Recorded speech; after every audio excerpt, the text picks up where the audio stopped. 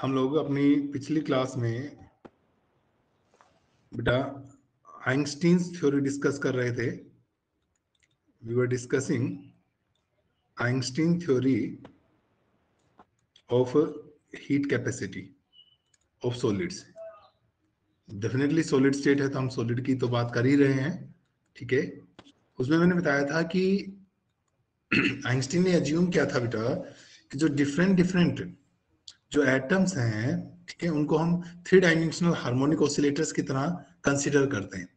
तो n three dimensional harmonic oscillators is equivalent to 3n one dimensional harmonic oscillators, और हर एक atom same natural frequency से oscillate कर रहा है. मैक्सवेल डिस्ट्रीब्यूशन लॉ हमने यूज किया था बेटा, और मैक्सवेल बोल्ट्जमैन की वजह से हम एवरेज एनर्जी कैलकुलेट कर रहे थे. ठीक है, हम लोग क्या average energy of the one dimensional one harmonic oscillator consider कर रहे थे. तो जहां तक हमने किया था, मैं एक बार लिख रहा हूं, ये एक्सप्रेशन आ गया था हमारे पास कि जो एवरेज एनर्जी है बेटा, एवरेज एनर्जी का ये आया था हमारे पास एच कट आप सबको पता है, एच अपॉन 2 पाई होता है omega naught, 2 pi nu not was the natural frequency and it was differentiation of natural log. हमने याद करो बेटा, डिनोमिनेटर उस दिन जो आया था उसको y कंसीडर करके मैंने समझाया था आपको किस तरीके से, और हमने इसमें से e raise to power x/2 common ले लिया था, और अंदर बच गया था 1 प्लस e की पावर x प्लस e की पावर, एंड आई थिंक बस यहीं तक किया था हमने. इसका कोई नंबर डाला था हमने? कोई भी नंबर होगा सर, इससे 2 स्टेप आगे कर लिए थे. कर लिए थे, कोई बात नहीं. चलो कोई बात, मैं इसको नंबर डाल रहा हूँ, अगर थे तो ठीक है बता दो, नहीं तो मैं नंबर 5 डाल देता हूँ, कुछ भी. ठीक है ना, चलो कोई बात नहीं. हाँ, अब इससे 2 स्टेप आगे जरूर किए थे, पर मैंने कहा था इसकी जो वैल्यू होती है इसको हमने अलग अलग लिख लिया था. H cut omega naught d D x, ठीक है, natural log e raise to power x/2, log a, और ये पूरा लॉग बी हो गया था.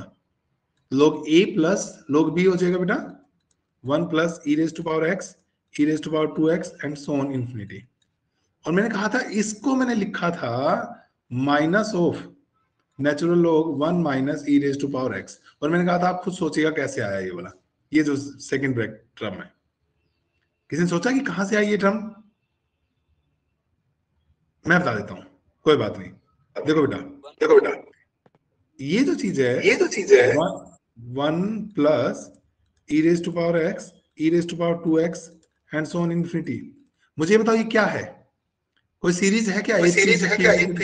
जीपी बन रही है सर, ये जीपी बन रही है. This is an infinite GP A upon 1 minus R. First term ये होता है कि नहीं होता, बताओ सम बेटा. फर्स्ट टर्म 1 और 1 माइनस आर कितना हो गया? ई की पावर x, ई की पावर x है ना, ई की पावर x से मल्टीप्लाई होता जा रहा है बेटा, तो ये आ गया. ठीक है, तो आप इसको यूं लिख सकते हैं 1 माइनस ई की पावर x सारे की पावर -1. तो ये ब्रैकेट ये बन गई कि नहीं बन गई बताओ? यस अब तो आ सर. जाएगा. हाँ, मतलब ये कोई डी डी एक्स बेटा, इसको सोल्व करेंगे तो x की पावर बाहर, x/2 बाहर, natural log e plus natural log बेटा 1 माइनस ई की पावर x की पावर -1. अभी माइनस यहां से पावर आगे जाती ना, तो ये वाली टर्म आ जाएगी बेटा. लॉग e 1 होता है, h cut omega D D X x/2, ये 1 हो गया, माइनस नेचुरल लॉग बेटा 1 minus e raise to power x हो गया, और this is h cut omega naught बेटे. हाँ भाई, इसका डिफरेंशिएशन अलग अलग डिफरेंशिएशन कर रहा हूं मैं. This is D D X x/2 minus D D X natural log 1 minus e raise to power x. ये तो 1/2 हो गया. Yes sir. ये ठीक है, तो this is h cut omega naught, this is 1/2 minus. इसका डिफरेंशिएशन बताओ भाई. 1 by 1 minus e power x। एक मिनट, log है ना, log है तो 1 upon 1 1 minus minus e raise to e power power x, x। बस अब इतना e ही की होगा। पावर x का और e की पावर x का और माइनस में तो आएगा 1 का तो 0 हो जाएगा। 1 का तो 0 हो जाएगा, 1 का 0 ये हो जाएगा शायद। देखो बेटा, यस सर। ये 1 बाई हो गया बेटा, फिर इस ब्रैकेट का डिफरेंशिएशन करेंगे तो इसका 0 हो गया, और माइनस तो minus e raise to power x का e raise to power x ही हो गया। तो ये आ गया हमारे पास, this is h cut omega naught 1/2, this is plus 1 upon e raise to power minus x minus 1। ये देखो बेटा, न्यूमरेटर डिनोमिनेटर को मैंने e raise to power x से डिवाइड कर दिया यहाँ पे, तो न्यूमरेटर में तो 1 बच गया, यहाँ 1 ई की पावर माइनस एक्स हो गया और ये 1 हो गया। मैं काम कर रहा हूं बेटा, जो x को हमने सब्स्टिट्यूट किया था, हमने क्या था, H cut omega naught by के B T.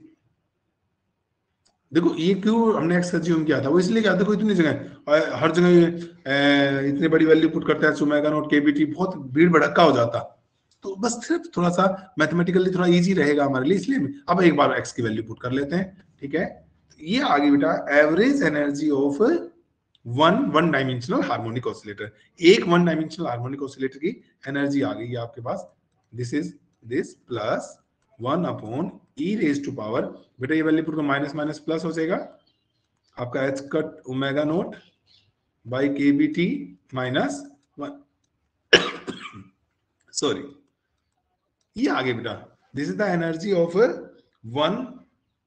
One dimensional harmonic oscillator आ गया हमारे पास।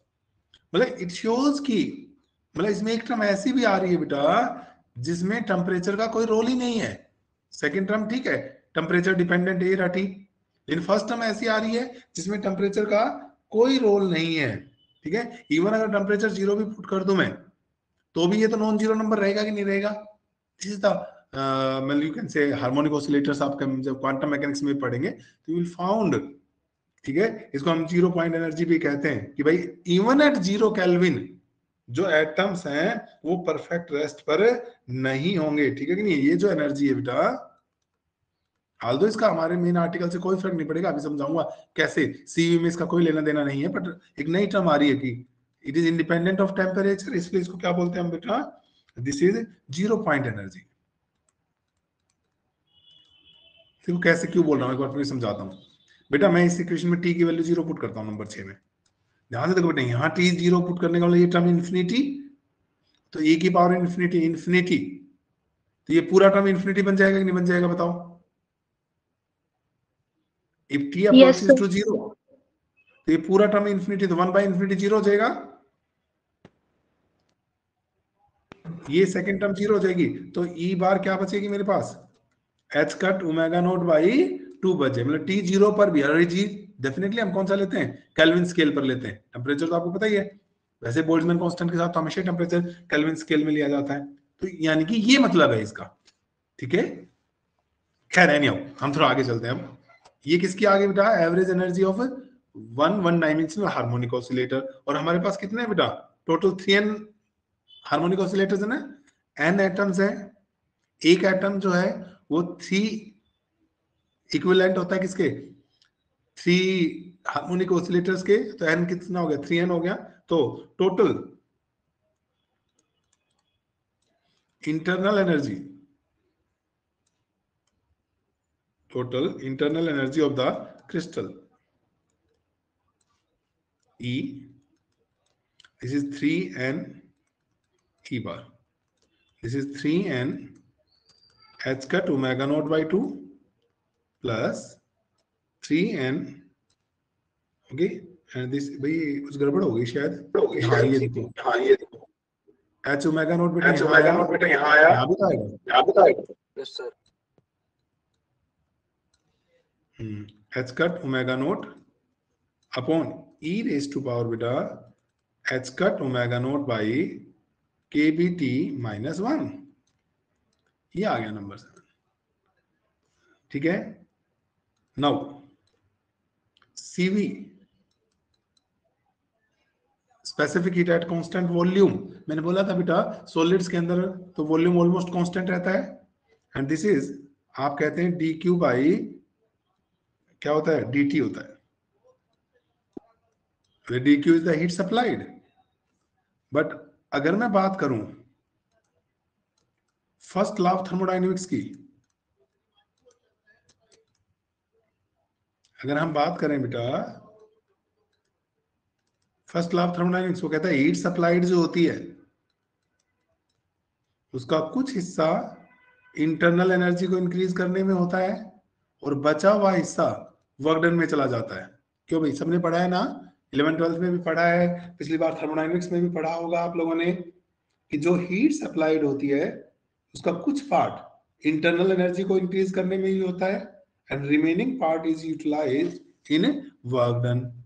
ठीक है, तो अगर ऐसा है हमारे पास तो देखो क्या हो जाएगा, अगर मैं बात करूं और वर्क डन जो होता है दैट इज dq जो है बेटा it is internal energy. Work done का प्रेशर वॉल्यूम की टर्म्स में क्या होता है फार्मूला dw का pdv। और सॉलिड्स के केस में आप कह रहे हो कि वॉल्यूम कांस्टेंट होता है, वैसे हम CV निकाल रहे हैं for solids, yes volume is constant almost constant, तो dv जीरो बेटे, और dv जीरो तो वर्क डन भी आपका जीरो आ गया। इट इंप्लाइज कि जो हीट है और इंटरनल एनर्जी है वो आपस में क्या होंगे, एक दूसरे के इक्वल होंगे। जो हीट सप्लाइड है सारी की सारी यूटिलाइज्ड होगी बेटा किसके अंदर, इंटरनल एनर्जी को इंक्रीज करने में। तो मैं अब क्या लिख सकता हूं इसको, dq किसने de लिख दूं, मैंने अभी प्रूव किया कि dq किसके बराबर है, de के बराबर है। तो CV आ गया बेटा de बाई dt। डेफिनेटली क्या चल रहा है, कांस्टेंट वॉल्यूम है, तभी तो ये टर्म खत्म हुई है। de की वैल्यू पुट कर देते हैं, e की वैल्यू है दैट इज देखो बेटा d dt 3n h cut omega 2/2 पहली term, 3n h cut omega naught by 2 plus second term ये पूरी की पूरी, this is plus 3n h cut omega naught था ही upon e raise to power h cut omega naught by kbt -1। हाँ जी, इसका डिफरेंशिएशन बताओ। Zero, first term zero, first term zero, बिल्कुल ठीक बात है बेटा, सारे कांस्टेंट टर्म्स हैं जीरो, प्लस सेकंड में ये तो लिख देता हूं एक बार। अब बताओ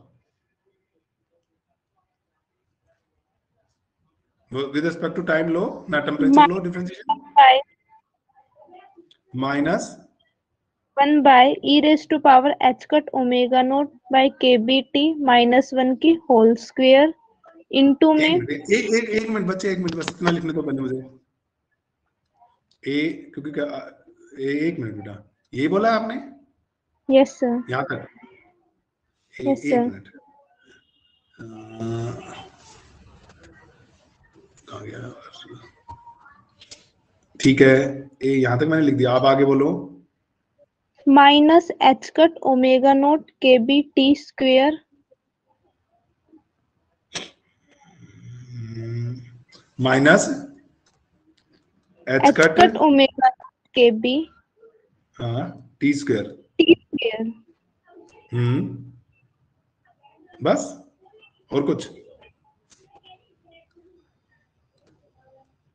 हाँ भाई बाकी लोग बताएं, सही है क्या? e की पावर में आएगा सर ये वाली चीज e की पावर में आएगी, ये कह रहे हो? मतलब ऊपर ही आएगा पर सब e की पावर में, मतलब मैं इसके आगे लगा देता हूँ, ये कह रहे हो? ये भी e की पावर ही होता है ना, एक्सपोनेंशियल ऊपर e की पावर आएगी, हाँ नहीं ऊपर ही लिख रहा हूँ, ऊपर ही लिख रहा हूँ, ये आएगा। और सर एक टर्म और आएगी कौन सी? सर इधर ये एक्सपोनेंशियल हटा देंगे, ये आएगी exponential raise to power h cut omega t kbt इस टर्म के मल्टीप्लाई में। अच्छा, ये टर्म बिना एक्सपोनेंशियल के आएगी, ये कह रहे हो? Yes sir. Yes sir. हाँ, फिर देखो कंफ्यूज हो जाते हो आप लोग, है ना। देखो मैं बताता हूँ, ये ठीक है बेटा। इसको पहले इस ब्रैकेट को मालूम है ऊपर लेके गया तो पावर हो गई थी -1, तो इस पावर को आगे ले आया और पावर जो है वो कितनी हो जाएगी आपकी? -1 और -2। ये स्टेप तो हुआ इस पूरे का। फिर अब बारी आती है इसके डिफरेंशिएशन करने की। जब इसका डिफरेंशिएशन करोगे तो इसका फर्स्ट टर्म का तो हो जाएगा e की power h cut omega not kbt -1 का हो गया 0। लेकिन अभी ये हो आएगा ना, अभी तो इसका जो पावर, इसका डिफरेंशिएशन अलग से, तो -h cut omega not kbt। बताओ भाई ये ठीक है कि नहीं है? Yes sir. हाँ तो बेटा ये तीन टर्म आनी थी। एक्चुअल जल्दबाजी में हम क्या करते हैं, स्क्वायर वाला कर लेते हैं और ये कर देते हैं, या कई बार बच्चे इसका ये लिख देते हैं, ये स्टेप भूल जाते हैं। एनी हाउ, खैर अब एक बार करने के बाद तो नहीं गलती करोगे नॉन मेडिकल के स्टूडेंट। माइनस माइनस ये प्लस हो गया तो CV आ गया। देखो मतलब कहीं ना कहीं टेम्परेचर का रोल आ रहा है CV में, तो यानी हम कुछ हद तक एक्सप्लेन कर पाएंगे, क्योंकि उन्होंने तो ये कह दिया था कि भाई कांस्टेंट रहती है। जो ड्यूलोंग-पेटिटस लॉ था वो तो क्या कहता है कि क्लासिकल थ्योरी तो कि स्पेसिफिक हीट सॉलिड्स की 3R होती है, there is no role of temperature, जो मैंने शुरुआत में कहा था आपको। लेकिन अब देखा हमने 3n ये बेटा h cut omega naught by t का होल स्क्वायर। देखना भाई ठीक है, ये h कट ओमेगा नॉट ये रहा, h कट ओमेगा नॉट ये रहा और t ये रहा, ये स्क्वायर कर दिया, ये वाली kb की टर्म यहाँ लिख दी बेटा, क्योंकि टर्म्स ज्यादा हो गई हैं तो थोड़ा सा ध्यान से संभाल के करते रहेंगे। h cut omega not e की पावर kbt माइनस ये खत्म, डिनोमिनेटर में e की power h cut omega not kbt -1 का होल स्क्वायर। बताओ भाई ठीक है यहां तक की बात? Yes sir. एक काम करें, हमने जो x कंज्यूम किया था शुरू में, ये था h cut omega not kbt, यानी अगर मैं इसमें kbt, मैं यहाँ पे काम कर रहा हूँ बेटा, kb से मल्टीप्लाई कर रहा हूँ, अभी समझ में आ जाएगा कोई बात नहीं, और kb से डिवाइड भी कर रहा हूँ। ऐसा ही करते मैं इस kb को अब अंदर ले जा सकता हूँ। मतलब मैं इसको यूं लिख सकता हूँ, मैं अगले पेज पे लिख लेता हूँ क्योंकि मुझे जरूरत पड़ेगी। E आ गई बेटा टोटल एनर्जी, नहीं तो E थोड़ी, अब तो हमने क्या निकाल लिया, CV कैलकुलेट कर चुके हैं, अब तो CV आ गया। दिस इज बेटा CV आ गया आपके पास। कितना आया CV हमारे पास? देखो बच्चों 3n और एक के ये वाला बाहर आ जाएगा, 3n के तो बाहर आ गया, अंदर हो गया इसके भी स्क्वायर है ना, तो स्क्वायर में अंदर ले जा रहा हूं मैं इसको। देखो तो ये लिख रहा हूं बेटा मैं, इट इज 3n, ये इंपोर्टेंट डेरिवेशन है, एग्जामिनेशन, यूनिवर्सिटी एग्जामिनेशन में पूछा जा सकता है आपसे। 3n के ओके, और अंदर क्या बन गया बेटा, h cut omega not kbt का, ये स्टेप समझ आया भाई? Yes sir. और आगे पूरी टर्म e की power h cut omega naught by kbt divide by e की power h cut omega not kbt -1 का स्क्वायर। ये मेरे पास क्या आ गई, स्पेसिफिक हीट आ गई। इट मींस क्या जो क्लासिकल थ्योरी कह रही थी कि भाई सॉलिड्स में CV versus temperature on kelvin scale, है ना, वो ग्राफ यूं आना चाहिए, क्या ये इससे ऐसा ग्राफ आएगा? बस हाँ या ना, बस दो जवाब चाहिए मुझे। No sir. No sir. मतलब टेम्परेचर डिपेंडेंस आ गई कि नहीं आ गई? ठीक है कि नहीं है? Yes sir. Yes sir. ठीक है ना, तो इसका मतलब कुछ गड़बड़ जो थी वो चीज यहाँ पर एक्सप्लेन हो पाएगी अब ना, ये अगर हम 3R की बात करें क्लासिकल थ्योरी के हिसाब से। पर अब क्या लगता है इसका ग्राफ बनाना आसान है? No sir. नो बिल्कुल, क्वाइट कॉम्प्लिकेटेड ग्राफ आ गया ये तो बेटा हम ना 1 बाय 1 करेंगे। ठीक है, जैसे मैं बता रहा था कि क्लासिकल थ्योरी एक्सपेरिमेंटली पाई गई थी कि करेक्ट होती है। कहां पर करेक्ट होती है मैंने बताया था अब इसके फर्स्ट पार्ट में, कहां पर, फिर से बताओ, लो टेम्परेचर पे, हाई टेम्परेचर पे, कहां पर ये 3R सर पीक होती है? High high temperature. टेम्परेचर। तो ऐसा करता हूं मैं ना, इस इक्वेशन को ना ऐसा ना ग्राफ सोच के ना दो पार्ट्स में डिवाइड कर रहा हूं बेटा, ठीक है। पहला पार्ट देखो, जैसे मान लीजिए मैं पहला पार्ट करता हूं आपका, क्या मैं ले लेता हूं हाई टेम्परेचर की बात कर लेते हैं, ओके। तो अगर हम हाई टेम्परेचर की बात करेंगे तो हमारे पास देखो, let us discuss at high temperature. अच्छा, एक काम और कर रहे हैं इसके अंदर ना, थोड़ा सा इसमें बहुत बड़ा सा ही डेरिवेशन हो गया है इसमें ना।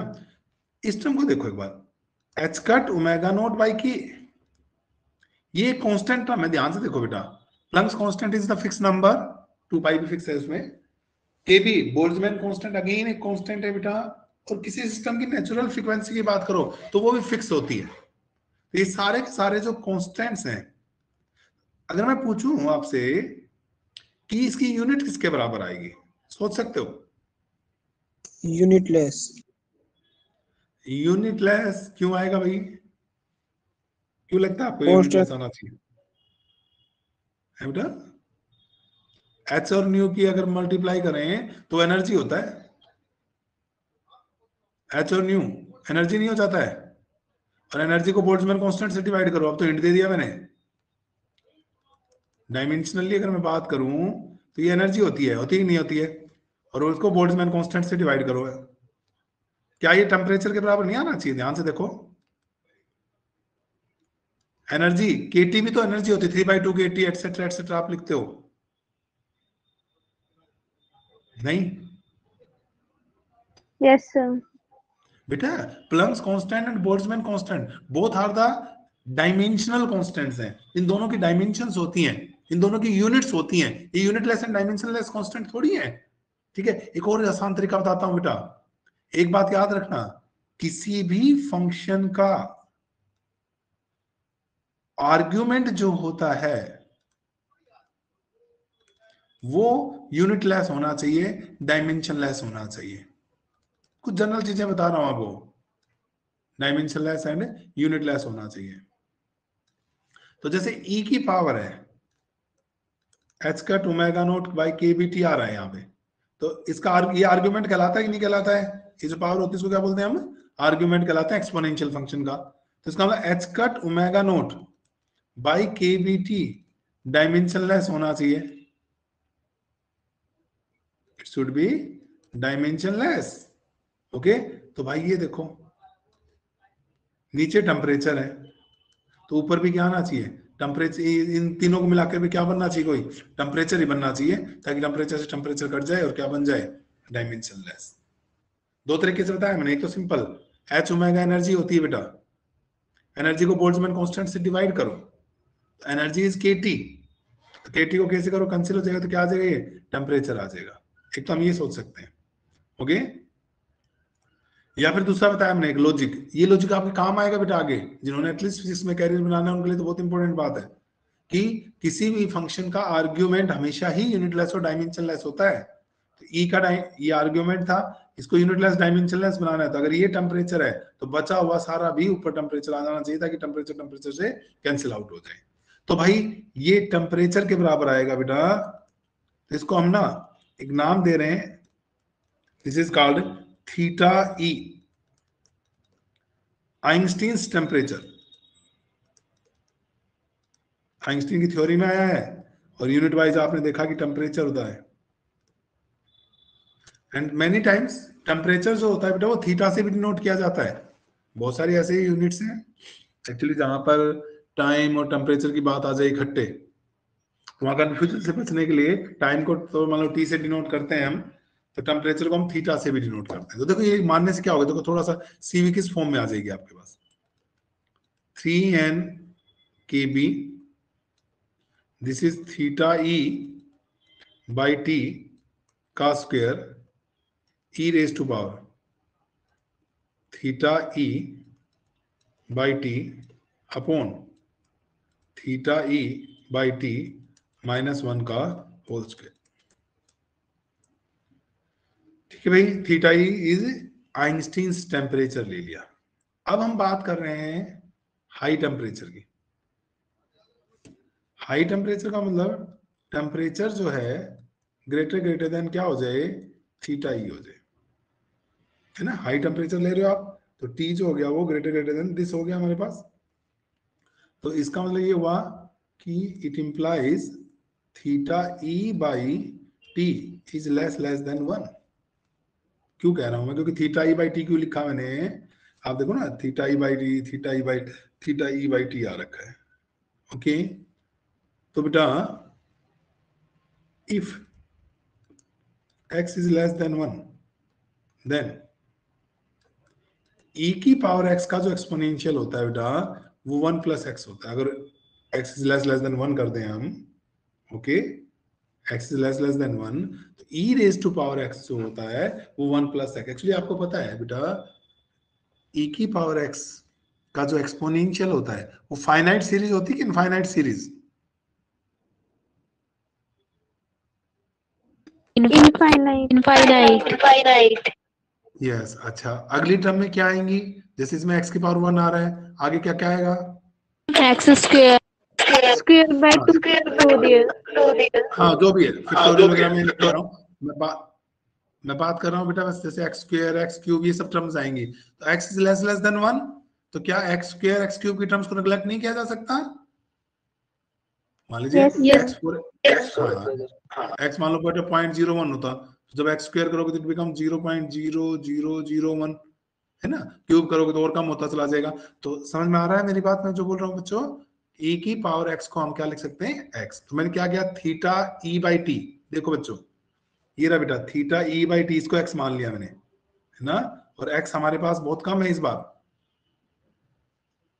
ये रहा लेस देन। तो देन क्या बन जाएगी, CV बना 3n KB theta e by T. ये तो कुछ है ही नहीं, सिंपल टर्म है। आगे चलते हैं बेटा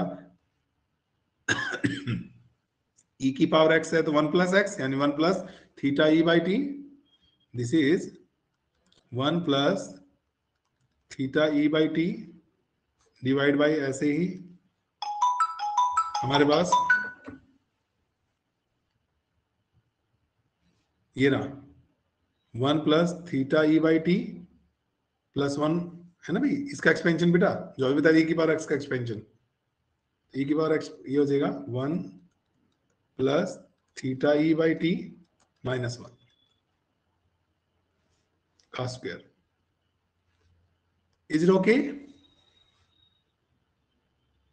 सिंपल हमने इसको किया बेटा, 1 से 1 कैंसिल आउट हो गया।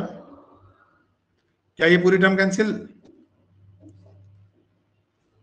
1 से 1 cancel, theta E by t का square, theta E by t का स्क्वायर कैंसिल हो जाएगी। तो हमारे पास क्या हो जाए, CV 3n KB 1 plus theta E by T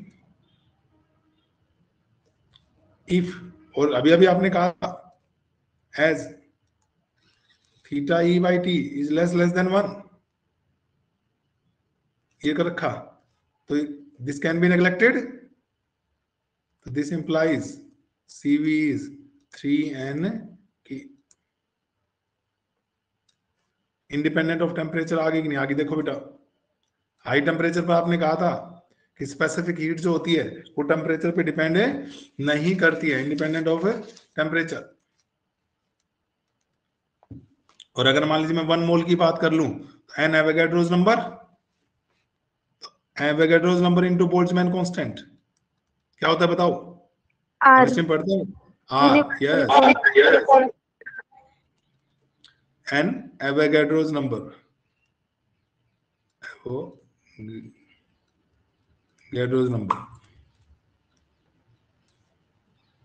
ठीक है भाई। तो CV इज इक्वल टू, बताओ एक पार्ट क्लासिकल थ्योरी का जो रिजल्ट था वो प्रूव हो गया कि नहीं हो गया हमारा? Yes sir. हमने कहा कि हाई टेम्परेचर के ऊपर ये जो होती है स्पेसिफिक हीट, ये 3R होती है, इंडिपेंडेंट होती है, टेम्परेचर के ऊपर डिपेंड नहीं करती है, ये वाली बात हमने ये कहा। अब प्रॉब्लम क्या थी, ये बात तो खैर चलो हमारी पुरानी थ्योरी भी कह रही थी, तो इसके लिए तो हमने मेहनत करी नहीं होगी। चलो वो अलग बात है कि अपर हाफ भी प्रूव हो गया, यानी कि इस ग्राफ में अगर मैं जाऊंगा, यानी कि ए हाई टेम्परेचर की लिमिट रूम टेम्परेचर हाई पे, तो ये भी हमारी आइंस्टीन की थ्योरी भी इसको मैच कर रही है। अब बात करते हैं लो टेम्परेचर की। Now at low temperatures, next case बनाए हम बेटा, एट लो टेम्परेचर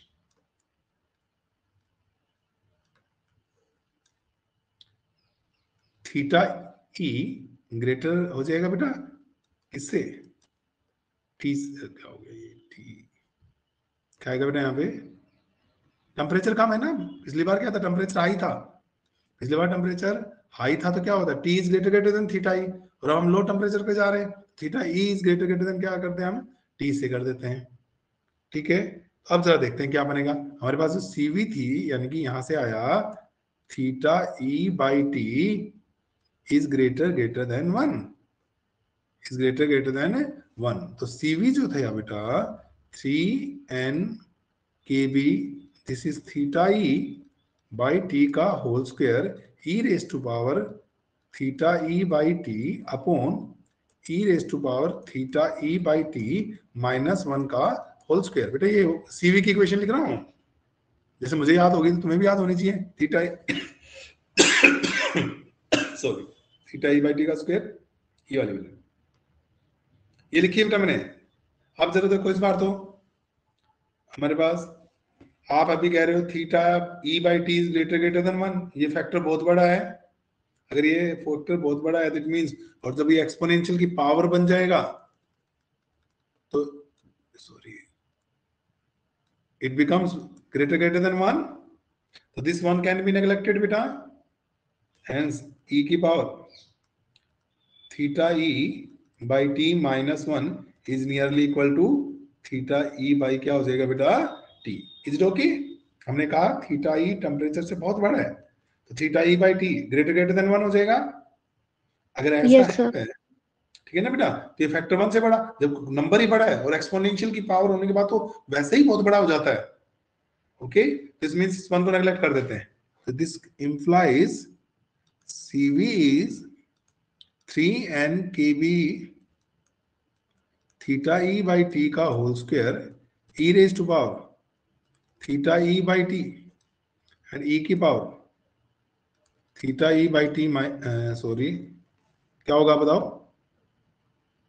ये वन तो नेगलेक्ट हो गया, होल स्क्वायर, होल स्क्वायर एक कट जाएगी, एक बच जाएगा, तो ये आया भाई CV 3n kbt theta E by t का whole square e raise to power minus theta E by t. This is the specific heat at low temperatures. This is specific heat at low temperatures.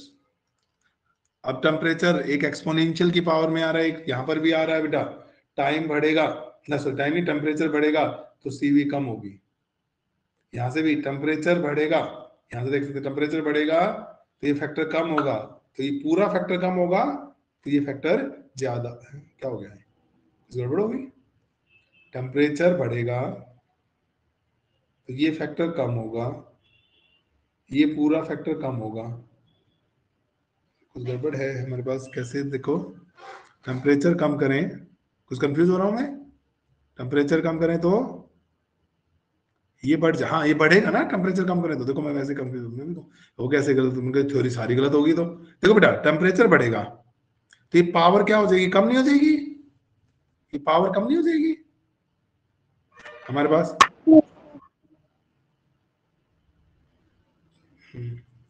if T decreases theta E by T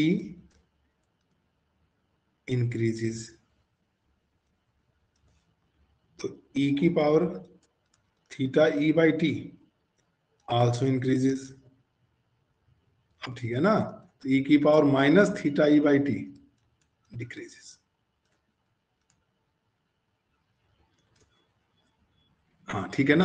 अब बताओ पर ये step समझ में आ गया मैंने क्या लिखा है? वो एक बार कंफ्यूज हो रहे थे हम, इसलिए अपने आप तो हो रहे थे कि मैं हो गया थोड़ा सा कंफ्यूज। अब बताओ मुझे, एक ये टी है, टी की स्क्वायर कह सकता हूं मैं, एक ये वाला टी है, किसका रोल ज्यादा है, इस सिंगल टी का या इस टी स्क्वायर का? ध्यान से सोच के जवाब देना, नॉन मेडिकल के स्टूडेंट्स हैं आप। टी स्क्वायर का रोल ज्यादा है कि इसका रोल ज्यादा है?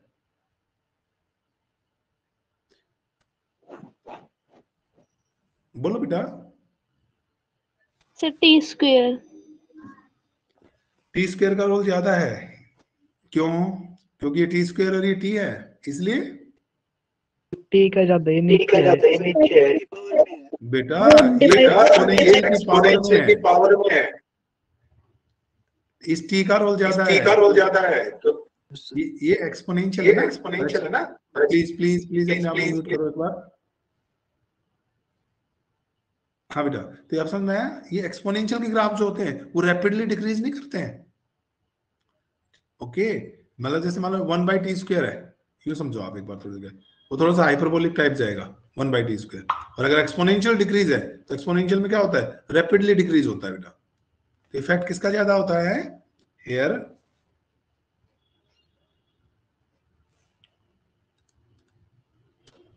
e raised to power, ठीक है, -θe/t is dominating factor,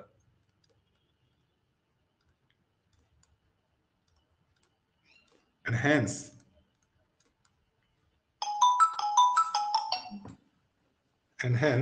क्या होगा बेटा हमारे पास, ठीक है, ये CV decreases with decrease in temperature, CV decreases with decrease in temperature। तो अब मैं ग्राफ प्लॉट करूं,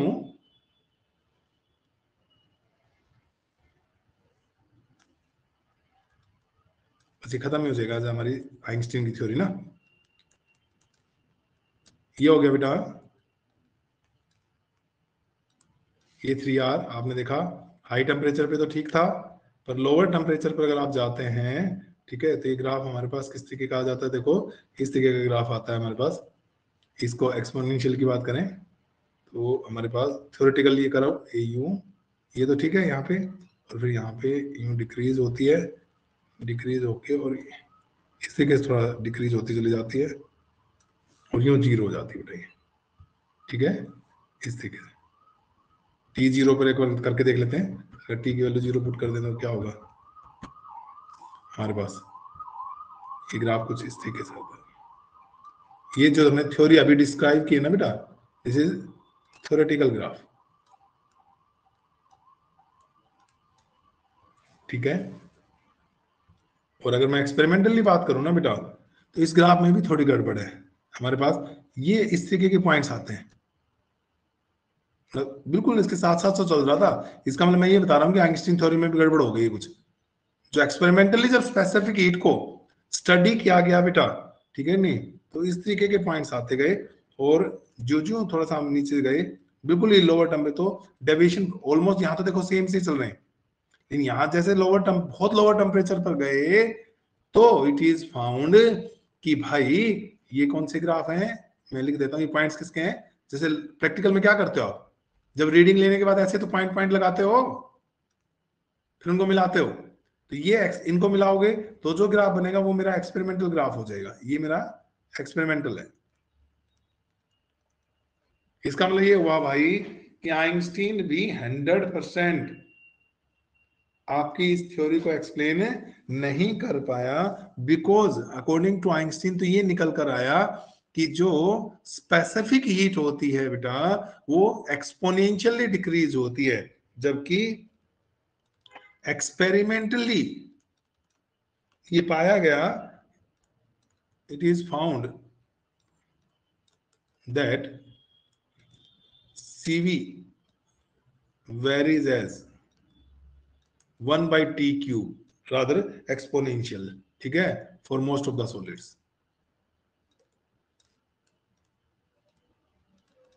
एक्सपोनेंशियली ना डिक्रीज होकर 1/t³ के ऊपर डिपेंडेंस होती है बेटा इसकी, ठीक है। तो खैर अब हमें ये सोचने की बात है कि भाई आखिर ऐसा क्या हो गया। तो जब हमारी अगली क्लास होगी ना बेटा, in that case we will discuss कि भाई कहाँ आइंस्टीन से थोड़ी सी आप देख रहे हैं दोनों ग्राफ दिखा रहे हैं कि है तो ग्राफ में बहुत लिटिल बिट डिफरेंस, पर वो डिफरेंस कहाँ है, कैसे है, किस बात से आया है, ठीक है, वो मैं अपनी नेक्स्ट क्लास में आप लोगों को करवाऊंगा।